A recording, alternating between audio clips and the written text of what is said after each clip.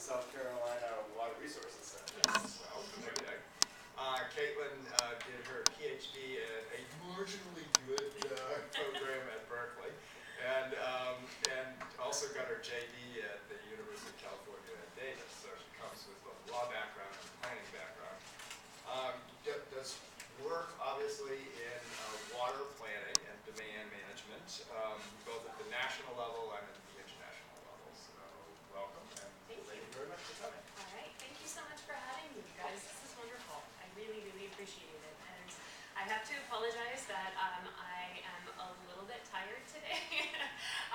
Fortunately got something in yesterday. It was a very large MSF that was due at 5 p.m. But I say unfortunately because I had intended to have it done weeks before, and of course KPIs and sub-awardees, all of the adventures associated with that ended up making everything go down to 3:55 yesterday when we submitted. So I had intended to actually send you this paper, but I had intended also to break this up into 2 papers based on a recommendation from feedback that I received both at the Joint Congress this summer and then also from Dick Norton at Michigan.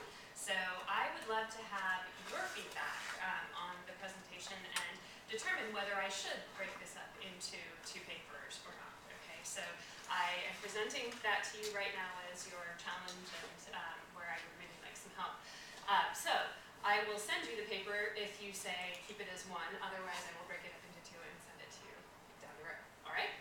Okay, with that, we're going to discuss U.S. efforts at the state level, and this is a new thing, to enable comprehensive water planning. Okay.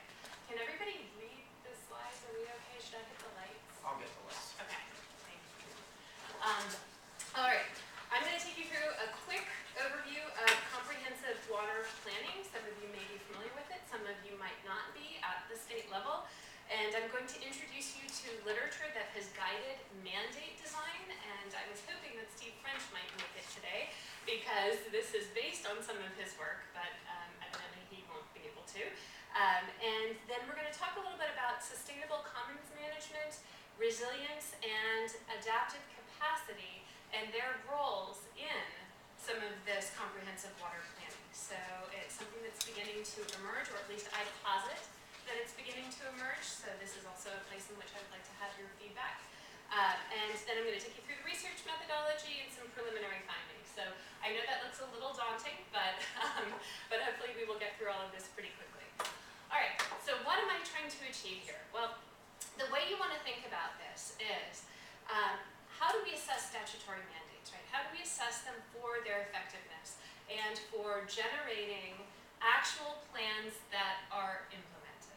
That's our fundamental objective. And so we're looking at this today from the state level, right? And so it's an increasingly important topic, by the way, to begin to plan for water at the state level. It isn't something that was being done traditionally, but we've got a movement toward it across the country, and this also catalogs some of that movement.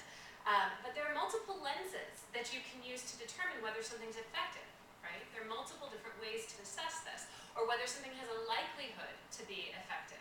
And so most of you are probably familiar with the seminal 1994 French, Burke and French piece, right, in JPER. This was a mandate assessment approach that they used to build on May's 1993 approach, okay? And the idea, the objective here, was to determine whether a mandate was more coercive or cooperative on a spectrum, okay?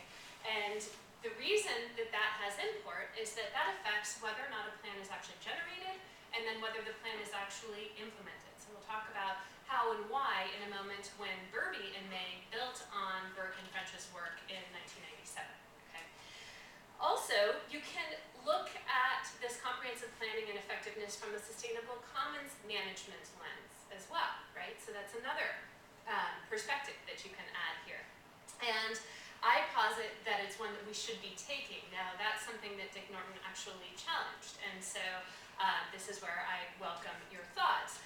Additionally, and this is something that we won't get to today, but this concept of reallocation authority or disposition within the planning process itself may actually be extremely important. That's both an economic lens and a legal lens, okay, in thinking about how we manage water. And water is so important because it allows our growth, right?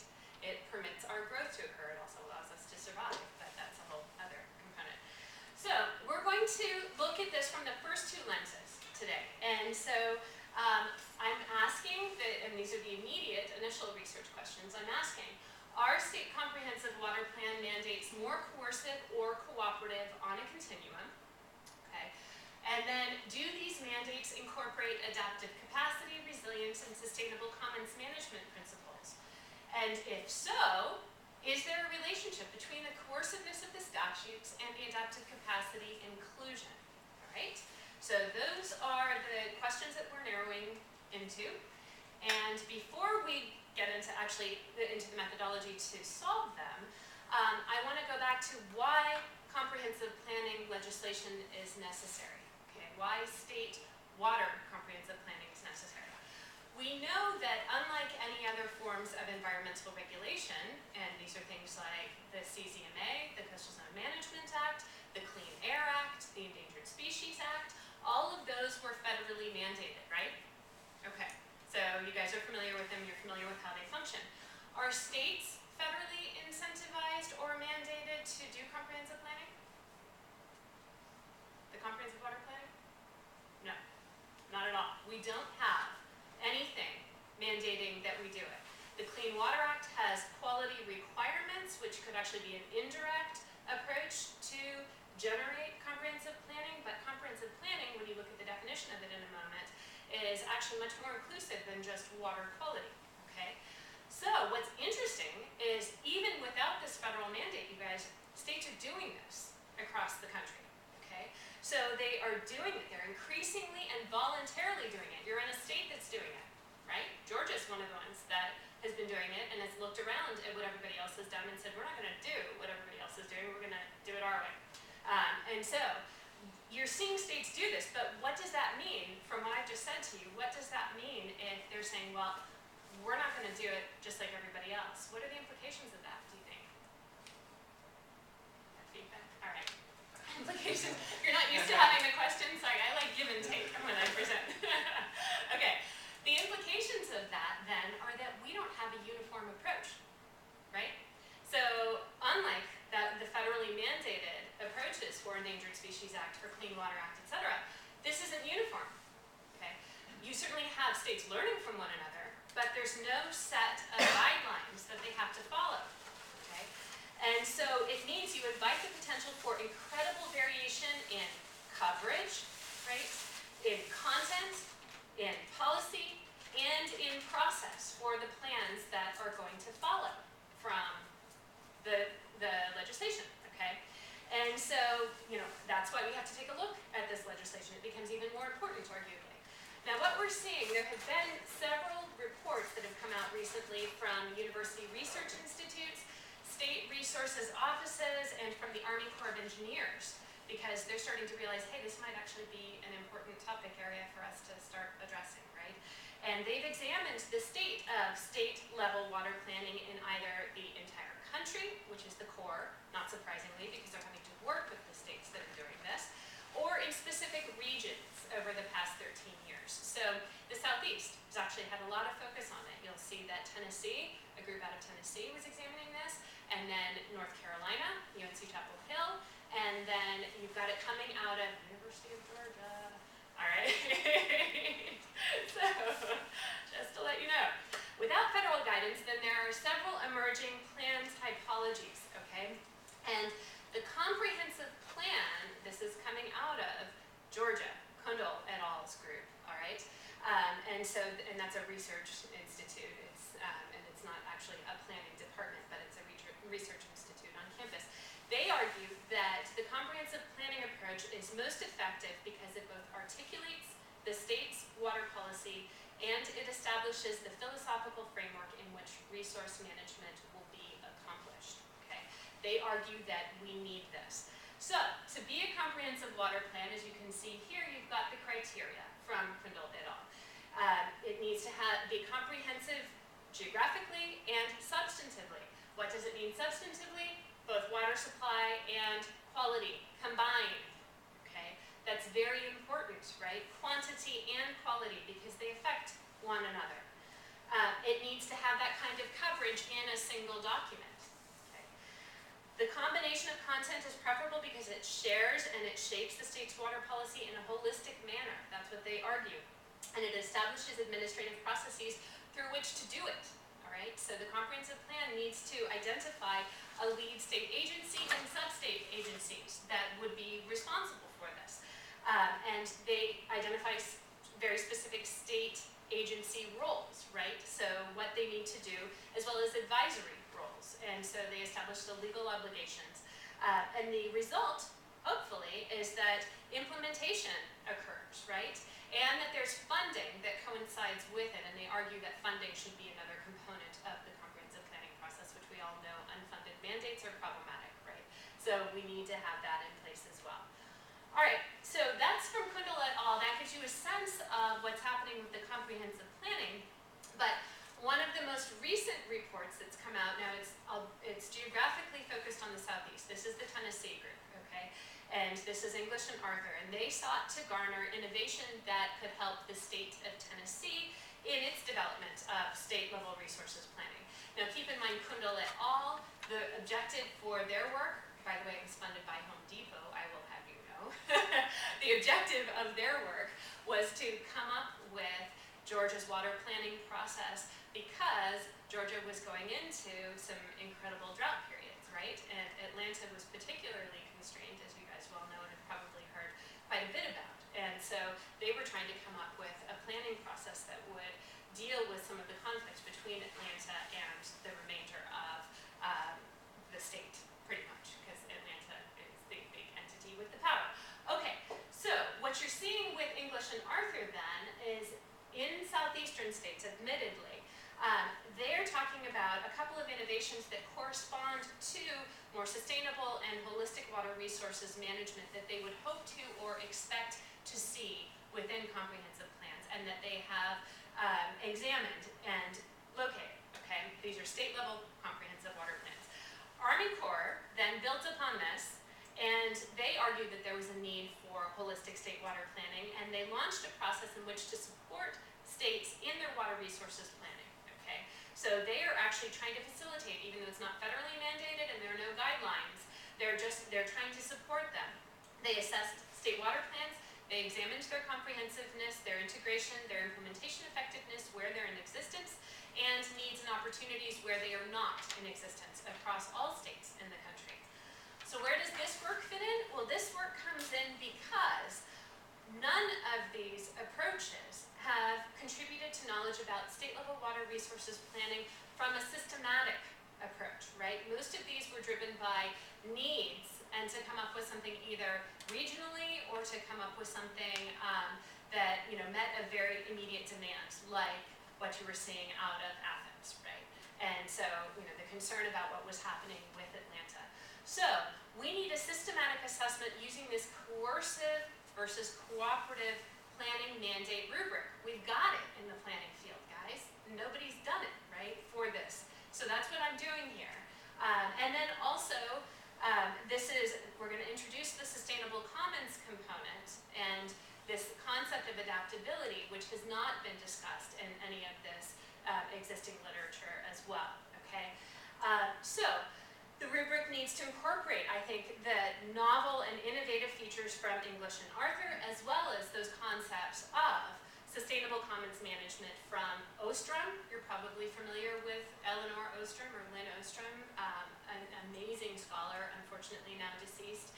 And Agrawal, who was working with her, he's at Michigan and was doing a lot of work with her. And so what we're going to do here then is to engage the comprehensive planning approach, and we're going to, the reason that we need to have it, I got off track just like there, sorry, I was going to go into Agrawal's work, and I'll wait a moment. Why do we need to have it? Well, you can see, this is sort of, I probably should have started with this, but I think it's self-explanatory. In the interest of time, I'm not going to discuss projections that we have for the United States. How many of you guys have seen the IPCC report, the latest? okay? Only one of you, all right. Go and take a look. It's quite concerning, okay? Quite frightening, and the Southeast is one of the areas that is going to be really, really vulnerable in terms of drought, right? And repeated and extended and deeper droughts. But just know that drought is a gradual hazard, right? That we don't see coming a lot of the time, and it can lead to disaster for communities, literal disaster. Think about the Dust Bowl. Have any of you seen the 1930s Ken Burns Dust Bowl? If you haven't, definitely take a look at it. It's an amazing documentary. And you see entire communities gone, entire parts of states gone, guys, because you can't exist without water, right? And these were for extended periods. I'm talking like 8 to 9 years of drought, right? So you've experienced drought in Atlanta, but you've had a reprieve recently. We'll see what happens, right? And we're projected to go into deeper and longer ones. All of this is to say then that with the amount of urbanization we're projecting and the amount of growth that we're projecting, you combine those two and the drought and we're in big trouble, right? So, and it's not just us, it's not just the Southeast. Other parts of the country are projected to have more extreme events, right? So they might be in drought for a period of time and then have a lot of water for a period of time. And so learning to control your water, learning to manage your water is becoming increasingly important. All right, so how do we go about this? Well, the way you introduce all of this and begin to manifest this comprehensive planning is through the legislation, as I said. But before that, are you guys familiar with the policy process that generates this legislation? It's not something we spend a lot of time on in planning, I have to say, and it's a little frustrating that we don't, because it is so important. And so I just thought, since it's a PhD colloquium, I would throw this in. There's an excellent, all right, the teacher side of me, I don't do this for just a straight research presentation, but there's a great article in JPER from Carolyn Lowe, who's an assistant professor at, is it Wayne State, I believe? And she runs through some of the policy processes as it applies to planning. And so what I did was crib some of her stuff, but also bring in some of May, Burke, Irby, Lorian. So we've got a pretty complicated process, right? And you guys are usually tasked with assessing what pieces, what do we engage most of the time from the planning scholarship perspective? Public participation one? Yeah, so you've got public participation appearing in a couple of different places, right? So definitely public participation. But what do we usually spend time on? It says plans. Implementation, right? Plan implementation assessment. A lot of the work that's been happening recently has been on plan implementation assessment and what's gone wrong with it, right? Combination of the public participation and the plan implementation. So you're seeing work from Lorian et al., a lot of her stuff, Lucy Lorian, who's at Iowa. You have Chapin, Dial, and Baker. We're actually now able to physically look at what are the goals and objectives that are within the plans, and how do they correspond to what's actually manifesting on the ground, right? So you've got a lot of GIS work that's starting to assess this. So you're looking at permits. You have pre and post hoc evaluation, right, that's been happening. So we spend most of our time down here, at least right now in the planning scholarship field. But we used to spend a lot of time in the mandates. And we need to go back to those mandates because we haven't been able to figure out fully why we have this disconnect. Norton is saying, okay, it's mandates, it's implementation, but it's also just politics, right? Well, politics are at play in all of this. And so I'm arguing we need to go back and look at this state legislation as a piece we need to look at the process as a whole, right? So this research project is actually one that covers everything and will eventually cover everything that you see in this list. But right now we're just talking about the beginning, okay? We're talking about that state legislation that happens in response to an issue or a problem.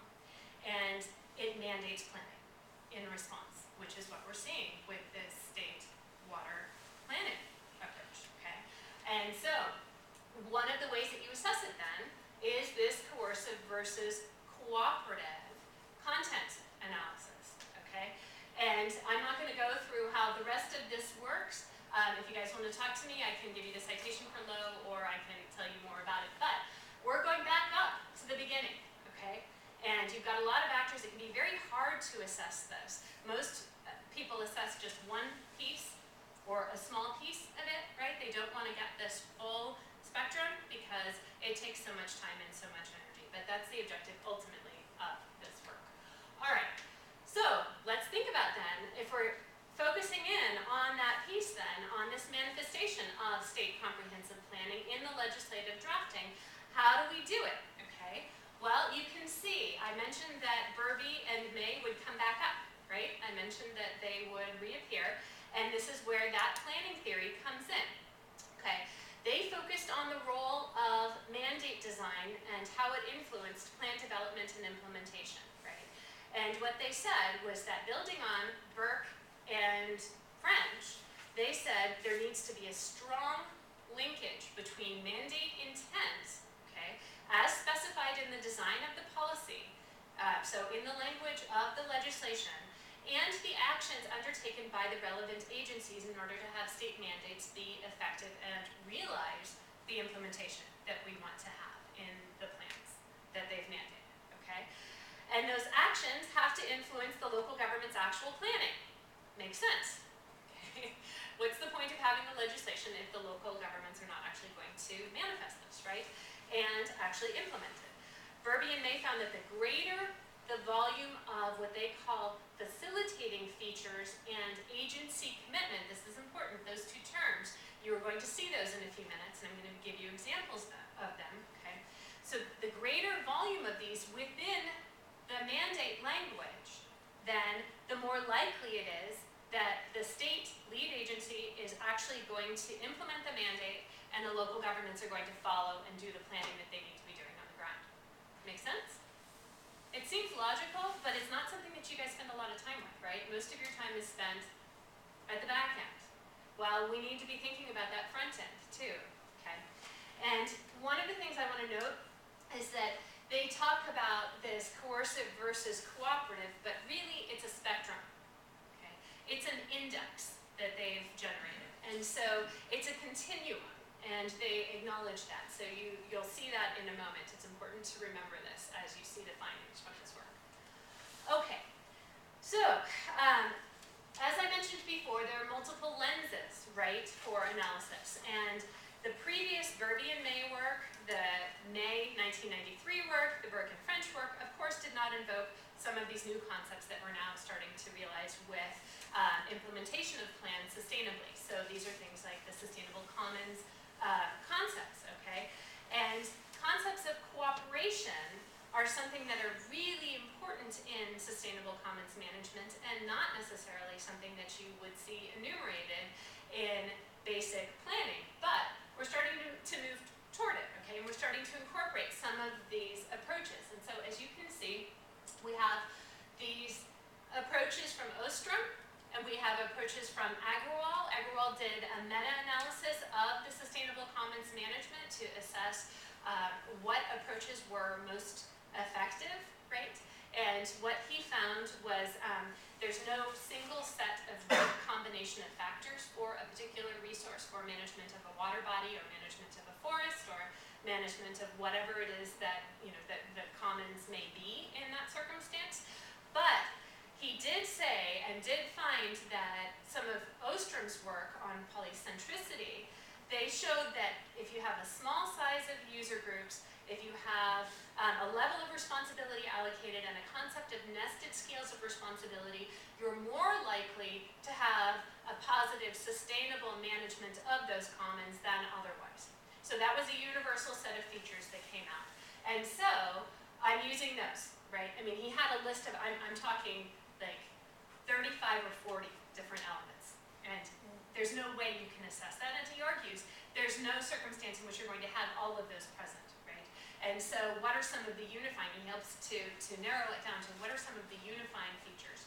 Okay, so the other thing that I throw in though, so that's Ostrom and Agrawal. But as you can see right here, this is Walker and Salt. This is resilience practice. Okay, this is another component that, and this is where I'm out on a limb because the planning theory doesn't necessarily support me in this. Okay, but this is where I'm trying to push the envelope a little bit. And I'm arguing that we need to have some of these measures of resilience and adaptive capacity in the plans that we're generating and in the legislation that's dictating the generation of those plans, right? In order to have the capability to respond to the kinds of extreme events that we're anticipating with climate change and in the water sector, okay? And so I'm arguing that we need to have these preconditions, some of these. And so part of the work then is examining whether pieces of these are present within the legislation. Is this making sense to you guys? Okay. And so this is a new dimension on the coercive versus cooperative spectrum, all right? And I was hoping, again, that French would be here just to see what he would say to it. All right, so what did I end up doing? Well, now that you've had this tremendous background, right, I'm combining several sets of literatures. I engaged in a statutory assessment of all 50 states' regulations and rules based on an amalgam of approaches from the literature that we just discussed. And the rubric was a modified version of the May and Burke and French approach that evaluated both the mandate structural and facilitating features. And I'm going to show you that in just a moment. In fact, it might help to jump to that to give you a sense of it. So this is the beginning. I mentioned there were structural features. I mentioned facilitating features. And then also we have the adaptive capacity that I added in. So I'm going to go back to these in just a moment for you. But I wanted to give you a sense of what I mean as I describe them right now, okay? So, going back, so what I did then, the structural features had a coercion index for authority to coerce local governments. They had the goal clarity measures, so vagueness, complexity, directness, specificity, and number of goals, and implementation complexity. The facilitating features that you see on the next slide include only capacity building and commitment building features. Okay? And this approach is slightly more constrained than what you saw with the Burke and French approach, in part because they actually had interviews and a survey that augmented, which I think needs to follow personally, but have not had time to do this yet. And so I wasn't able to have the full spectrum that they assessed. And then the commitment building criteria were augmented. This is where it's different. They were augmented from Kundal et al.'s findings, okay? So designation of a lead state agency and enumerated roles for sub-state agencies, for instance. The capacity building criteria were augmented with state-funded mapping characteristics related to water planning. So you'll notice that right here, state-funded, suddenly I've added in water budgets, assessment of existing water needs, assessment of long-term needs, interbasin transfers, whether they allow them, consumptive versus non-consumptive uses, making that distinction and understanding that, okay? As well as a state-maintained database access, which is also very important in terms of helping sub-state entities plan along with the state planning entity, okay? And then I added, as I mentioned before, that separate section, oops, sorry, gave it away. I added that separate section to assess adaptive capacity options and sustainable commons management, okay? This included self-organization, knowledge of socio-ecological systems, and management linked across scales. All of these criteria were a combination of the Walker and Salt and the Ostrom and Agrawal, okay? And they were a subset of those identified, and they were chosen based on their applicability across the states, okay? And because they are measures which would actually be included in a state statute or an administrative code. You might see more of those pieces in the plans themselves, right? But the legislation might not be as specific, and so I tried to fit with what you would expect to see in a legislative. Now, you have to understand with legislative drafting, you want to be as flexible as possible, but as specific as possible. It's a challenge when you try to do it. So you want to make sure that people know what they need to do, but at the same time, you don't want it to be too specific so that you don't allow room for change or response to, you know, something that might happen or something you didn't anticipate within the entire state, especially when you're talking about a state level approach to something, right? Okay, so it's legislative drafting is an adventure, okay? Now, the mandate coercion index was calculated as the average rating on a 3-point scale of 5 coercive, so I'll go back right So it was the 5 coercive controls minus the average rating of 5 catalytic controls plus 1. This was the May approach. Okay, and the comprehensiveness measure was a standard average of the ratings, with 0 being no reference, 1 being other provisions, and 2 being mandate specified. Okay, adaptive capacity, that composite score down here, was an average of averaged components ratings. So this included the self-organization, the knowledge of socio-ecological systems, and the management linked across scales, as well as adaptive capacity mention or option in the statute. And by the way, you guys, a lot of these are actually mentioning adaptation, which was quite interesting. So it's a concern, right? We understand, and certainly with the legislation that's being drafted right now, we're starting to realize, oh, hey, we actually need to be responding to the kind of extremity that we're anticipating from IPCC, et cetera. So that was pretty fascinating, I have to say. I was thinking I wasn't going to find anything, honestly, and I was quite surprised to find language about resilience, language about adaptation. It surprised me from legislatures. I mean, come on, especially, well, being in South Carolina, sorry, but I don't know if this is being recorded. Okay, do not play that for South Carolina, please.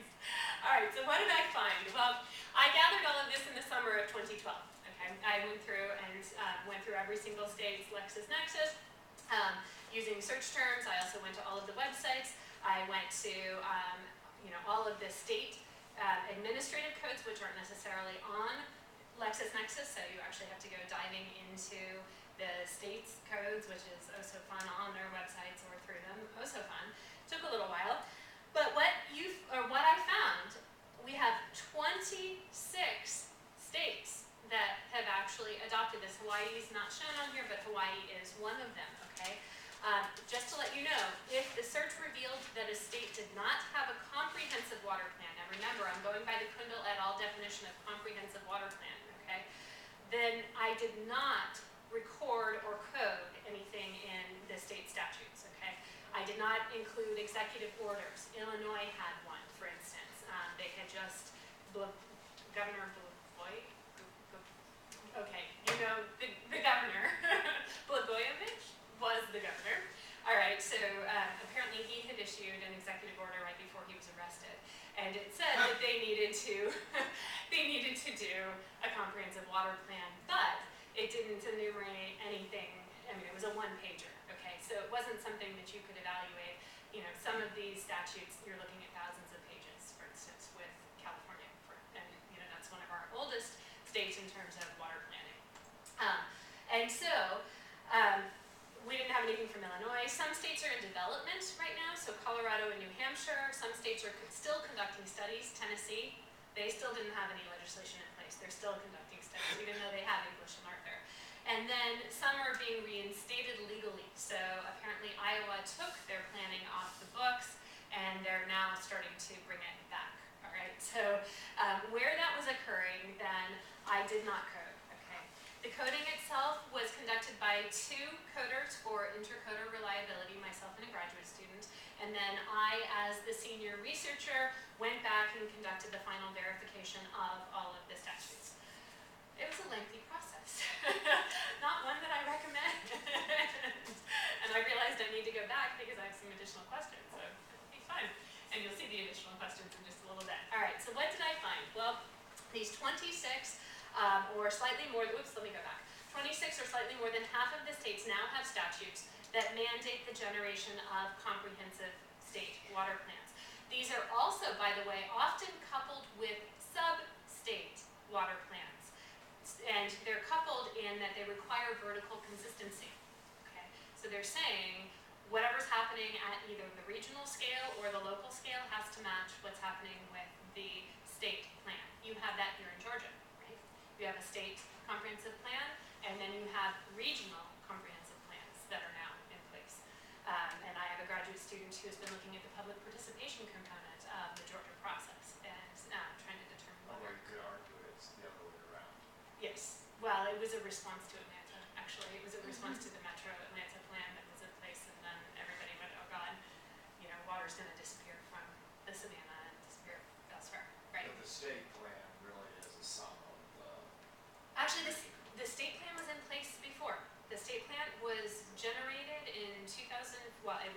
the legislation was passed in 2004, the state plan was generated, and it wasn't very thorough.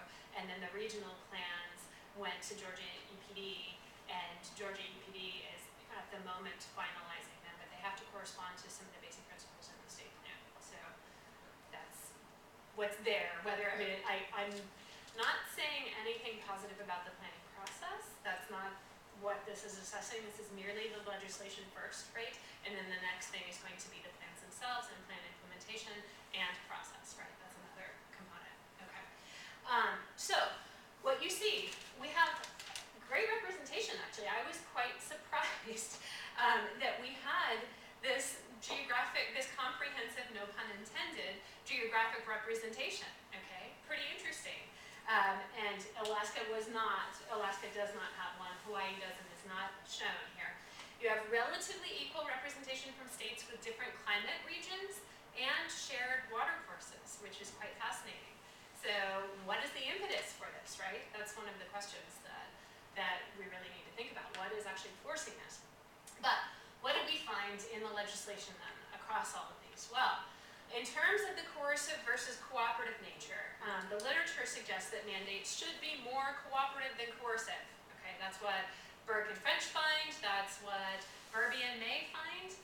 But what we see is the mandate coercion index actually shows a range from -0.2 through 1.8 with a mean of 0.654 and a median of 0.6, standard deviation of 0.516. So the possible index range actually runs from an entirely coercive approach with a score of 6 to an entirely cooperative approach with a score of -4.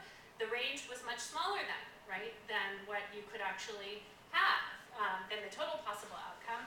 But the frequency suggests that the majority of the states use a balance of coercive and cooperative approaches. Okay.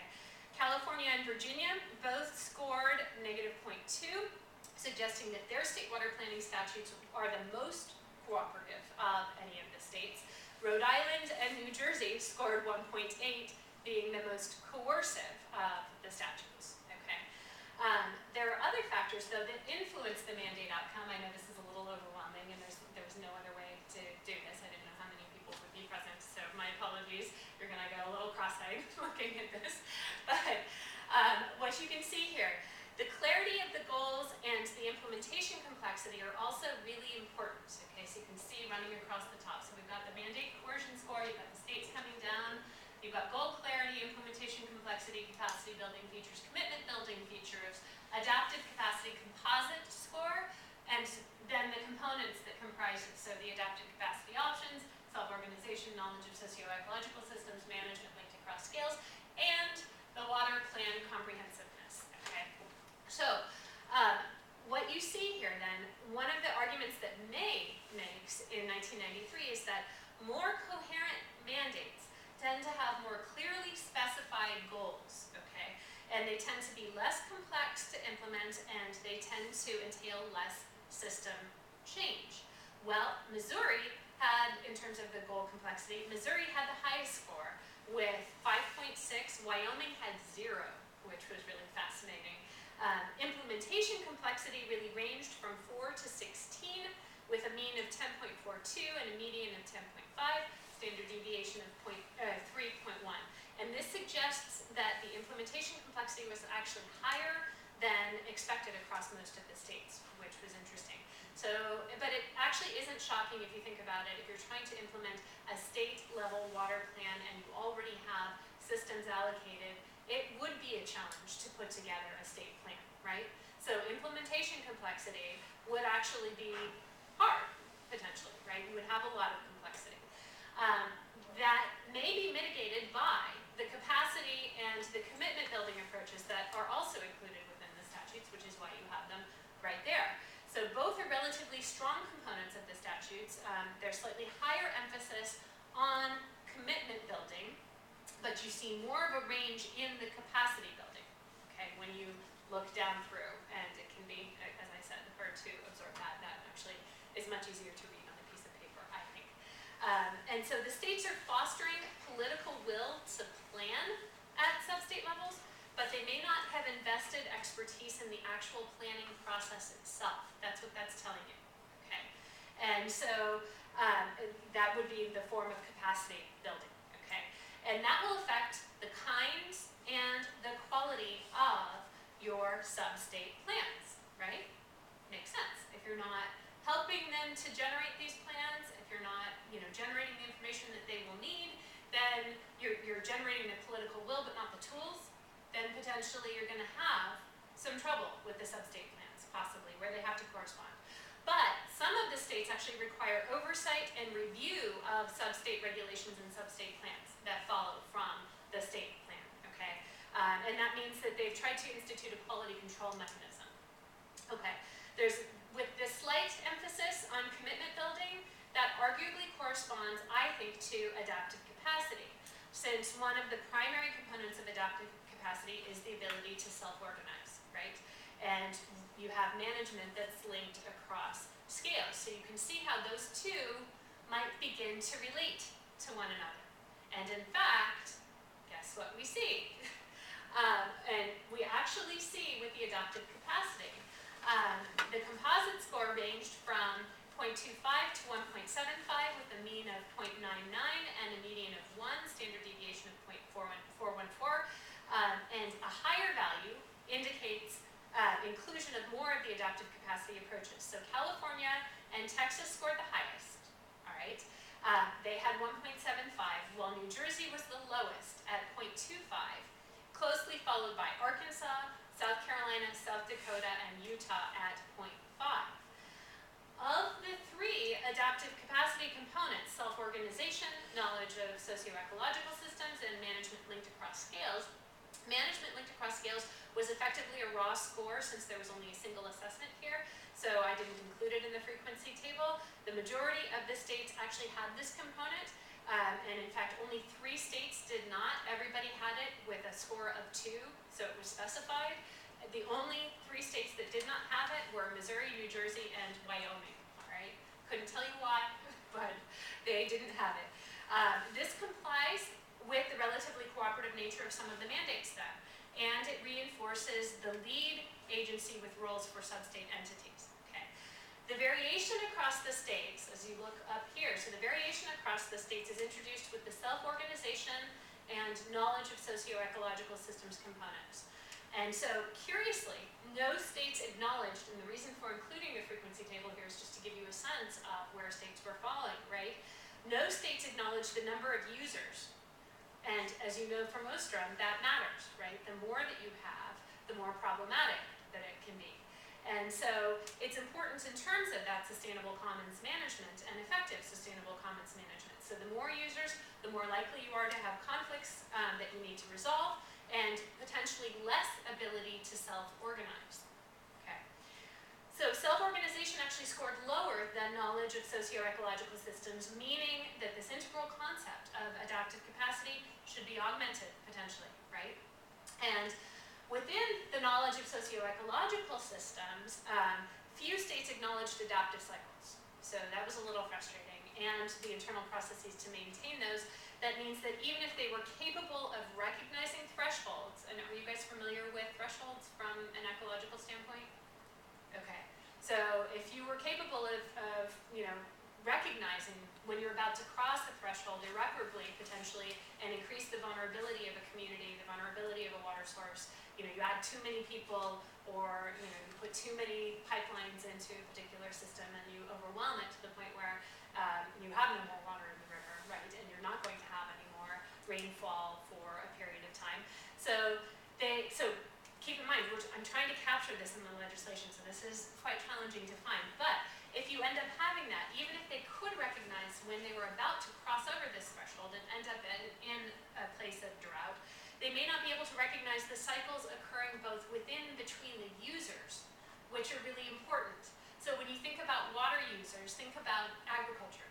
It's on a seasonal basis, right? What is it for an urban area? Do you expect to be able to drink water every day and shower every day? Right. So your ag users are going to expect water to be available from May 1st through July 30th, 31st, whatever it may be, right? They're going to expect that they're going to have that ability to pull that water if they need it, if they're without water.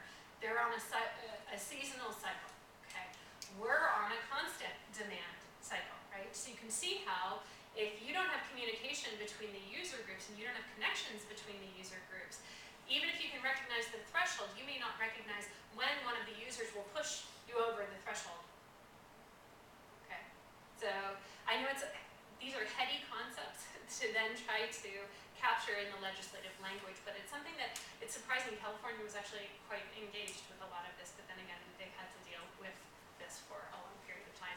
Okay, the adaptive capacity also, what's really interesting when we look at the measures of association between the adaptive capacity composite score and some of the other variables, adaptive capacity and goal clarity have a negative association, which is interesting. But adaptive capacity and the commitment building features, as I alluded to before, as well as the capacity building features and the implementation complexity, they all have positive associations. And this suggests that adaptive capacity under Ostrom and Agrawal, those definitions, correspond to commitment to capacity building measures in the mandates. But they also, as sort of a corollary, invite implementation complexity. Because you're trying to bring, how many of you are familiar with the CalFed process or some of the work that's been done on Chesapeake Bay? Any of you? Okay, so if you're trying to bring together all of those user groups, right, on all of the different conflicting demands, you're going to have a lot more implementation complexity, right, to get everybody heard, to get everybody communicating with one another, letting you know when the ag users are going to seasonally need water and what kind of volumes they'll need compared to the urban areas that are going to be pulling at a constant rate and are anticipating X amount of growth, right? I'm simplifying it, believe it or not, right there. I mean, it's a lot more complicated than that when you get to that management. So, does that make sense then, this relationship that you're seeing? Okay. We're also seeing a relationship between mandate coerciveness and the adaptive capacity composite score, which I thought we would see. And it is negative. Okay? So there is a negative relationship between the adaptive capacity composite score and the mandate score on the coerciveness index. And that, I would argue, is substantiated by the commons management and the polycentricity literature that suggests that autonomy with minimal oversight for the substate groups is an effective way to manage the commons, right? They're saying that you let the user groups manage for themselves with minimal oversight, but if you have mandate coerciveness, if you have the state dictating exactly what's going to be done, that potentially conflicts, right? Can you see how you would have a negative relationship then between the two of them? So where you have increased adaptive capacity then, the mandates are going to be more cooperative on the spectrum. Make sense? Okay. And so you also have that same negative relationship present between mandate coerciveness and the state's water planning comprehensiveness. I know this is a lot of material. I'm almost done, I promise. All right, in terms of the water planning comprehensiveness, I thought this was important to pull out just so that you guys got a sense of what's in place in some of the legislation. The scores were almost perfectly distributed, which was quite interesting. The highest ranking states were California and Florida, followed closely by Virginia and New Jersey, New Mexico, and Texas. The lowest ranking states were Arkansas and South Dakota, followed by Ohio and Oklahoma. This suggests that the states are utilizing some of the innovative and novel tools that were identified by English and Arthur, and only a few of the states are using the majority, right?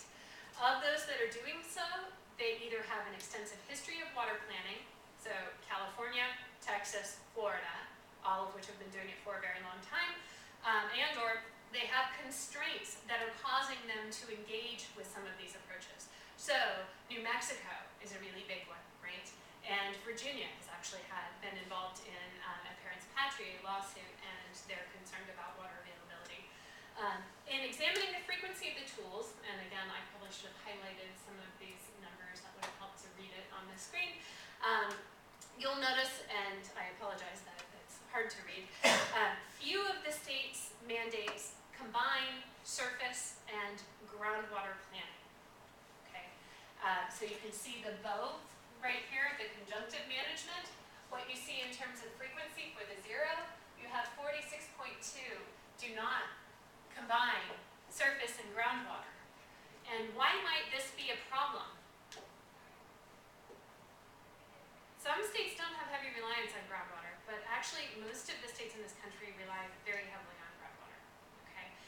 And they also rely on surface water. It's hard to replenish groundwater depending upon where you are, okay? And the two are hydrologically connected. So if you're just planning for surface water, or you are just planning for the groundwater, but you're not putting them together, you're missing out on the connection between the two in the system. Not good, right? So you want to make sure that those two are connected as you're doing this planning. Now, admittedly, that's more challenging. It means you actually need data in your state, and you need hydrologic data in your state. It also means your state laws have to acknowledge the connection, which many do not. So that may be another reason, okay? Including California, that will not. They're separate state rights and water allocation approaches for surface water versus groundwater, okay? And it's a terrible, terrible legacy of our court system. But anyway, and states' rights and states' choices there, that's not something to talk about now. Sorry, it's a diversion. But it's important to note that we don't have that conjunctive management necessarily being done, even where we have this comprehensive planning, okay? The other thing is the majority addressed both groundwater planning and surface water planning, but not necessarily conjoined. Few mentioned the specific, you can see right down here, they would say, we've got water conservation and efficiency measures generally, okay? So 20 of the 26 states had that, so 76.9%. But when you actually broke it out into the practices that are well known as functional good water conservation practices, many of them didn't have them enumerated, okay? That may be wise though, going back to that drafting, it may actually be wise to not have said, we want, leak detection programs and this kind of targeting and these best management practices, because if we advance those approaches, then maybe you don't want them in the legislation, right? So it's not necessarily a bad thing. The good thing is, for sure, that they noted the need for water conservation and efficiency, better management of the water that they have as a component of this. So where does this leave us? Well, we have a lot of additional research questions. So as I said, this was preliminary, believe it or not. There are a lot of additional research questions that can be answered by these data. So first, one of the things that really matters, going back to the lens and the lenses I was talking about at the beginning of the presentation, we need to address the allocation question, right? So the mandated language, or the mandates requiring well-crafted plans, okay, and relatively thorough plans, that legislation can be carefully crafted, it can be really specified, but if the planning is merely codifying, but the plan itself is codifying the status quo, and really codifying should apply just to the statutes.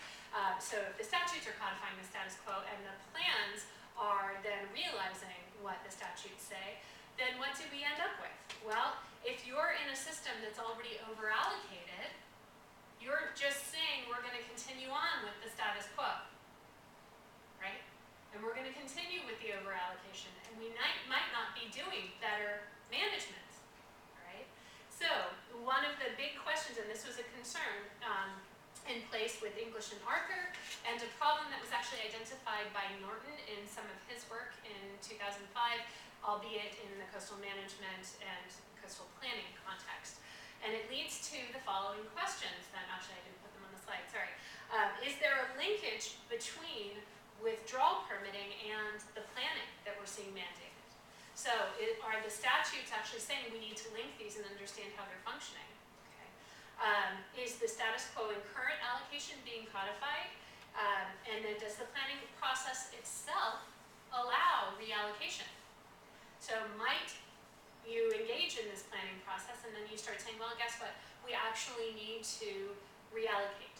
And we're realizing too much water is going to the farmers. We're going to have this kind of growth with our projected plans in our urban areas, and so we need to reallocate and we need to change the permits. Is that something that's allowed in the plans? And that is not something that I examined in the statutes. I should have, of course, upon reflection, after having gone through this, I went, oh no, this is a whole other thing. I get to go back, right? And get to go back through them again. And so one of the other questions then is, if the planning allows it, does it allow it under circumstances of constraint or shortage, or does it allow it more generally, right? If you're anticipating, this kind of growth, for instance, with Atlanta, we're anticipating, adding 20 million more people in, the next 30 years, well then, and that's not quite realistic, but and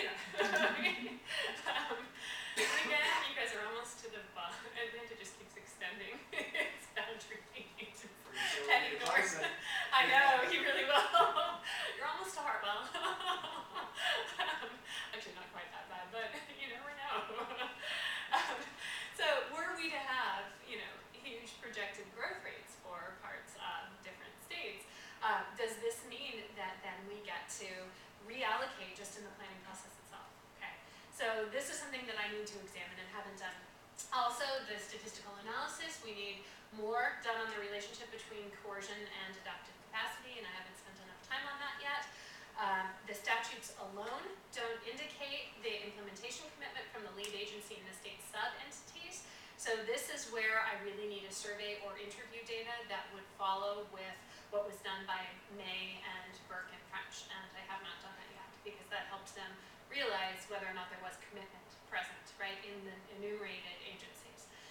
And then the plans themselves require assessment along an expanded view of quality, and Kurt Paulson and I are looking at a way, we're starting right now to think a little bit differently about some of the Burke et al.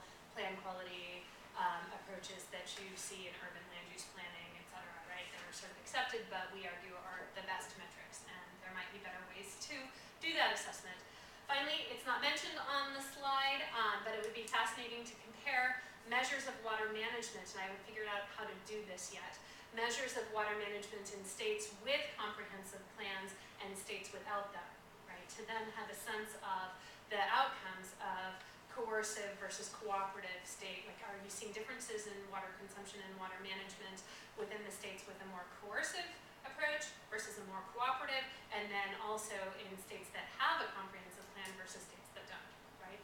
So ideally, I get to that, but that's, we'll see, way down the road. So what can we conclude from this? Well, it's clear there has been a mix and is a mix in the coercive versus cooperative nature of the state comprehensive water plans. I think it supports the findings in the planning literature, but it contravenes its recommendations, right? Because the recommendations were for a more cooperative mandate design. They said it should err on the side of the cooperative. Only a few states did that, California and Virginia, okay? And so also, that can be attributed, I would argue, to the lack of federal guidance. You saw a lot of variation, right? That's in part because of the lack of federal guidance in generating this kind of legislation, okay? The emphasis on commitment building supports some of the elements of sustainable commons management approaches, particularly management linked across scales, and the adaptive capacity options, while present, that's great, they were still quite limited, and I think they need to be augmented to increase resilience. So, with that, questions? It's a lot of material, I know. My apologies. Questions? Yes, absolutely. Where to begin, right? Okay, well, if no questions, then I have a question for you guys. This was We definitely will have questions. the suggestion that I received from Dick Norton, who read through the paper and went, oh my God, this is so much material, right? And said, I really think this needs to be split into 2 lines of inquiry. And said, I think this needs to be, first, just a general, because nobody's done this for state water planning legislation, this needs to be its own coercive versus comprehensive approach, and just have that as one article. And then ask if sustainable commons management is appropriate for state level planning, and then do the evaluation as a goal to be done. So that was his suggestion. Can we actually go Yes. back to questions? Certainly. If anybody have, because I have a question. Yes. So I'm thinking, so this is very much based on the notion of scaling. And so the whole question Yes. of the validity of the scales themselves. Mm-hmm. And so you're relying on different literature. So if we just went back to one of them, there's Sure.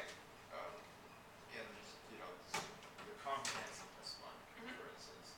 Can we actually flip back? Absolutely. Do you know which slide you It would have did? been the second or third of the strong.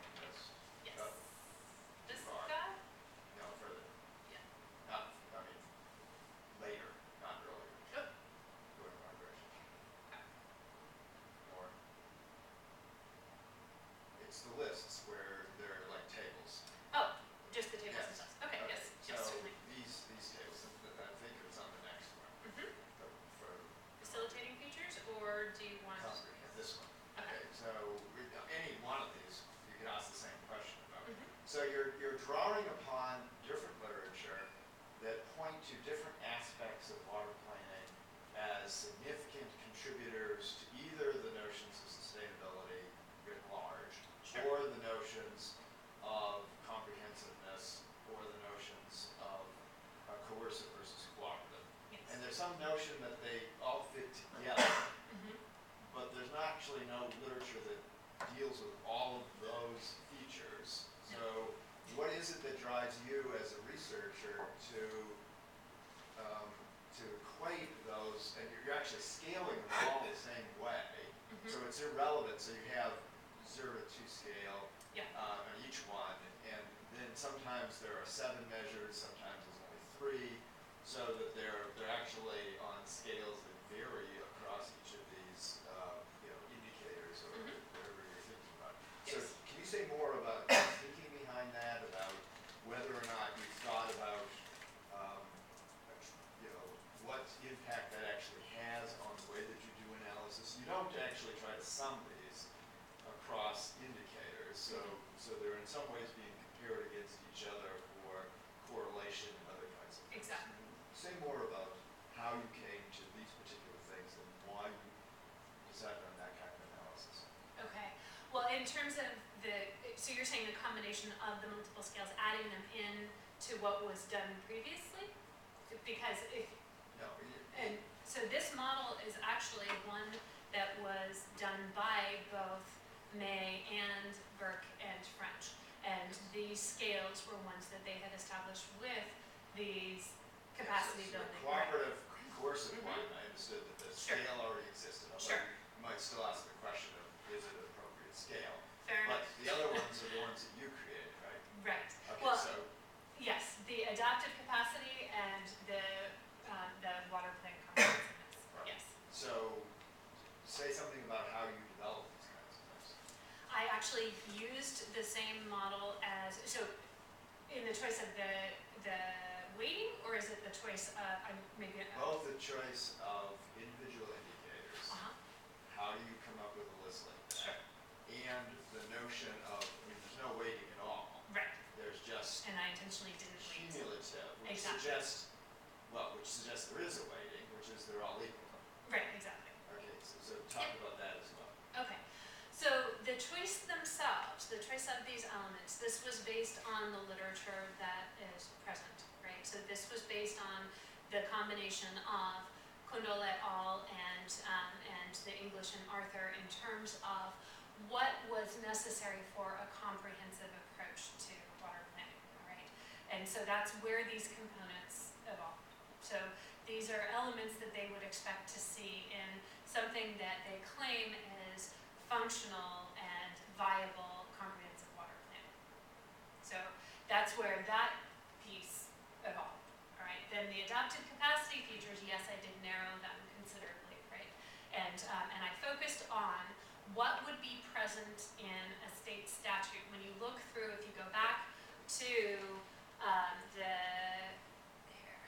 the resilience and adaptive capacity preconditions, you're not going to find all of these, right? You're not going to, and I didn't include the measures that they used. You're certainly not going to find all of these listed, things like general resilience or specified resilience or transformability.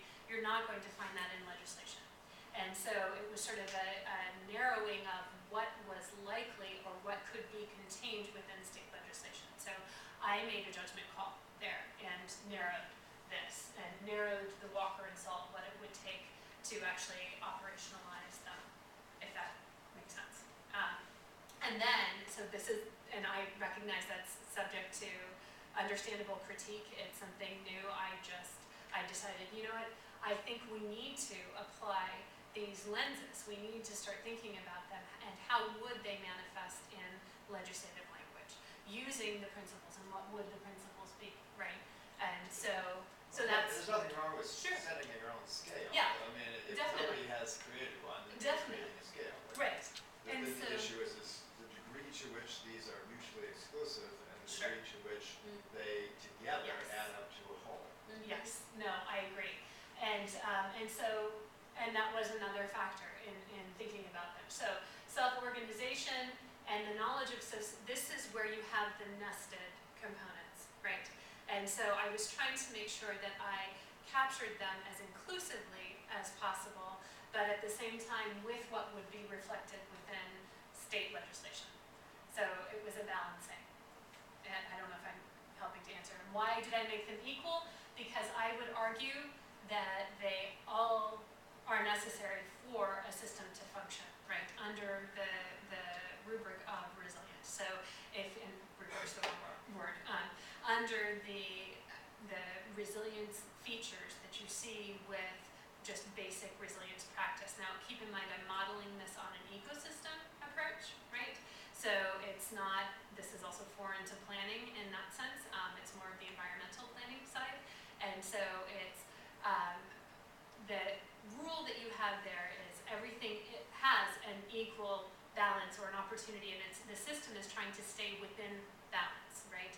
And it stays within balance both horizontally and vertically when you think about it. And then as it gets out of balance, it pushes over and goes, it passes the threshold as resources disappear, as, you know, threats, disturbances occur, you end up pushing over, and so that's where you go out of balance. So the argument is you need to have a balance within these. Now, admittedly, I recognize that by not having this broken down in three, this actually ends up with more weight, for instance, than the three components that contribute to self-organization and the three components that contribute to the knowledge of socio-ecological systems.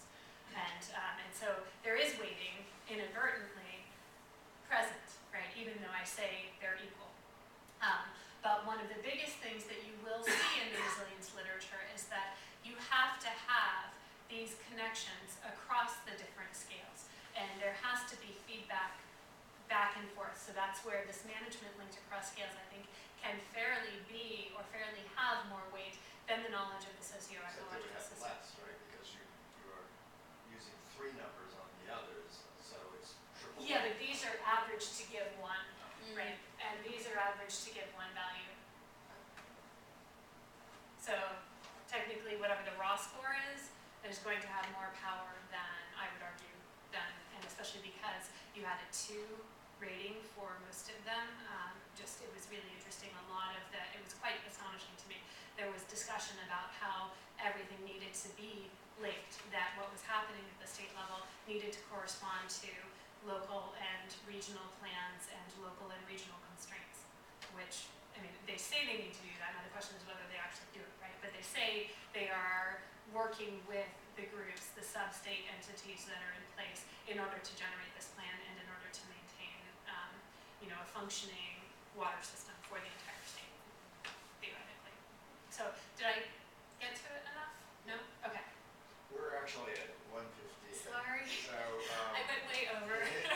so let's take a couple Yeah. questions. So I had 2 questions. First one's pretty quick. From a policy point of view, why do the Great Lakes have such a minuscule amount of mandates? I mean, the lack of Great Lakes states doing mandates. That's a really, okay, so are you familiar with the compact that went into place?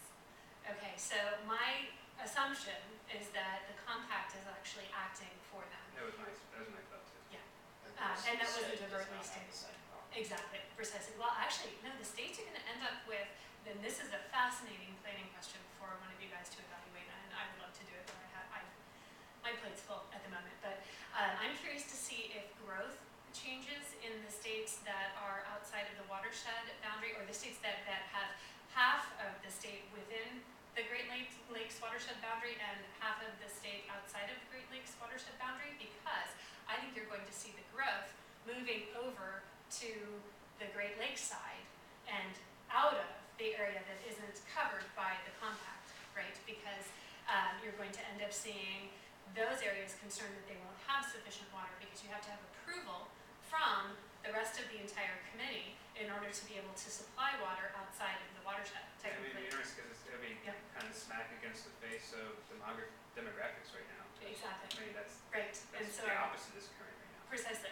And so I'm curious to see if that has an But effect. there's others like Kunstler, kind of conspiracy theorists, thinking the Hudson Valley is going to be the place to move into because of water, fresh Interesting. water. Yeah. So, because of an anecdotal kind of storytelling point of view. But there are observers of urban development thinking that way. My Yeah, other question is more method. sure. Many of us PhD students kind of fall into the trap of thinking about content analysis for PhD work, for their dissertation. Obviously, it's a lot of work, and the inter-rater liability. I'm assuming that you have a code book, like for instance, I see accommodation of norms and social capital, but yet there are two, and I'm only picking on this one because I'm working on it right now in my own dissertation, but there's two camps of social capital. Mhm. So how do you differentiate, how do you tell your graduate student, this, you know it when you see it, it's going to be this.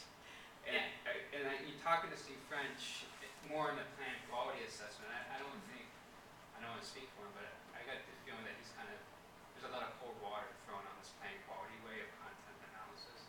This is more mandate, I understand. Mhm. But what are the traps, especially as a junior faculty, when you were working on this a couple years ago at Civic? I actually did this as just haven't gotten tenure, but Okay. yeah. I mean, is this something you recommend for junior faculty or PhD students to spend so much effort to get 1 or 2 papers from years of content analysis and review? Well, thankfully it wasn't years. It was a year. I mean, you It was a lot of dedicated time. Is it worth it? Wow. I think people are coming back to it, and I think that this is an area we spent a lot of time. You get immediate responses with GIS certainly, right? And you can do incredible. And trust me, I've got that side of my work, and I'm working with people who are far better than I am in that area. But I have that. I balance it out. Okay. So, and I would recommend that actually for you as a PhD student to show that you have multiple skills. That's just important, so that you're more marketable on the job market when you go out. But in terms of focus on this, I think we've spent too much time on a lot of the analytical, the physical analytical, and we're recognizing that, oh, wait a minute, we actually need to go back to the role of the politics and the language and the policy that we're generating, and we're recognizing that it actually has an effect, and I think people are starting to really engage that. So I think it's important work. I think it's worthwhile. This could actually be more than 2 papers, and it's not yet, but it certainly could be. And this was a year's worth of work.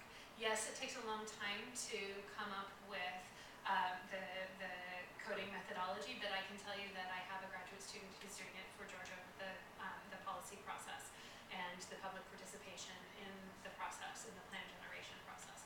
And it's taken her about 6 months, but she's getting some really fascinating findings, and it's a very sad statement actually about Georgia and the process. Is But, You know that. yeah. So in your graduate student's case, is she getting formal training in content analysis? That's some of the Yes. things that I hear quite a bit. Is like, were you formally trained, or is this something you picked I up was not working? formally trained. I spent a lot of time with Saldana, and I spent a lot of time reading and coming up with that. But you have to also remember that I went to law school, and so I'm accustomed to reading statutes and can interpret a statute. So I guess technically I was formally trained in legislative language, and then I self-taught in coding for plans, etc. And I don't like the programs, I have to What are you say. managing? What do you use to manage your documents? Atlas, but I'm not a really big fan because you have to have done most of the coding yourself already and just input it, at least in my experience with it. So, and all of the ones, NVivo is popular on campus for us, but Atlas is the one that I use because I did a bunch of research, and a lot of people were saying Atlas was more accurate and had more capability. I've not found that it's had a lot of capability personally, but that's my perspective on it. So it takes a lot of time, it takes a lot of work. I think it's worthwhile. I think you can generate more than 1 or 2 papers. Does that help? I mean, is that your experience? I've seen a lot of No, people. I'm laughing because this afternoon in our research design qualitative Uh-huh. methods class, we're covering coding. Oh, So okay. it's- So Saldana then. It's I don't know. I mean, it depends on the kind of data that you're working with, Yeah. and it depends on if you want to work with qualitative data, which this is, you have to have a way of making sense of it. Yeah, no, it makes sense.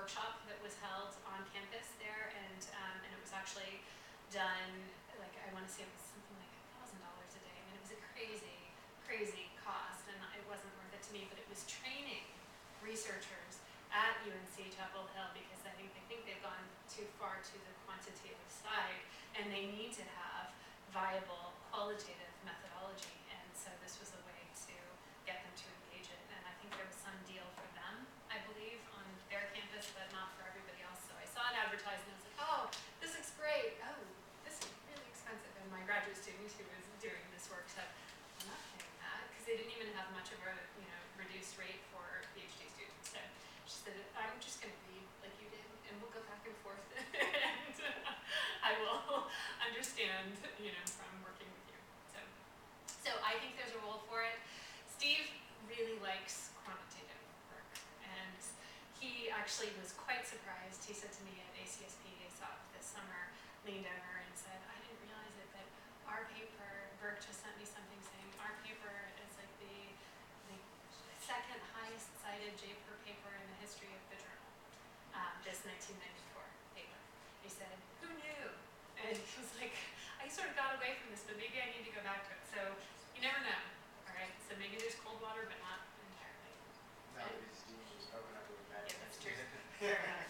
Fair enough. Okay, well, Caitlin, thank you very much. You're welcome. And I'm sure, you're going to be around, you can go to lunch. Yes. Yes. I actually have another question for you. Oh, okay. Sure. No, Yeah. unless people want to stay. I'm just curious about, so Ostrom's work largely has been around self-forming organizations, not government organizations. Oh, no, but no. She's engaging, or she was, I shouldn't say she is, because she's gone now, Right. but she was engaging, especially in the water sector. If you look at any of her groundwater work, are you familiar with any of the I'm not groundwater seeing commons? the particulars. Okay. So work in 1990, work in 2010, so a substantial period of time. She was looking at governmental organizations and how they got together and cooperated amongst each other to manage the resource. So Orange County Groundwater District and why am I forgetting? Irvine Ranch Water District and a number of the other water users within Southern California ended up in a constrained area in the Irvine area, ended up coming together and generating a way to manage their groundwater basin, the Orange County groundwater basin, and coming up with that without the state coming in, without the courts doing an adjudication on them. And they did that to avoid the court system and to avoid overdraft that they were repeatedly falling into. And there's also the innocent poor work on Yes. Managing complexity, yeah, CalFed, the CalFed process. Yep.